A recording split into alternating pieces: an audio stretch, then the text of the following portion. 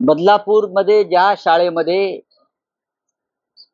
ही घटना घडली ती शाळा भारतीय जनता पक्षाशी संबंधित आहे. दुर्दैवानं ही दुसऱ्या कोणत्या पक्षाशी संबंधित असते, म्हणजे ते ट्रस्टी असतील, संस्थेचे चालक असतील, काँग्रेस, शिवसेना, आम्ही, राष्ट्रवादी काँग्रेस, अन्य कोणी, तर देवेंद्र फडणवीस आणि त्यांचं महिला मंडळ हे त्या शाळेच्या पायरीवर जाऊन फटकल मारून बसले असतात, बोंबा मारत. आता गेले का? नाही.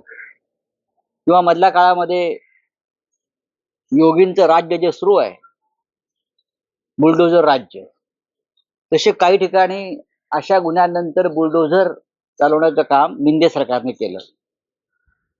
मग हे बुलडोझर बदलापूरला का नाही गेले?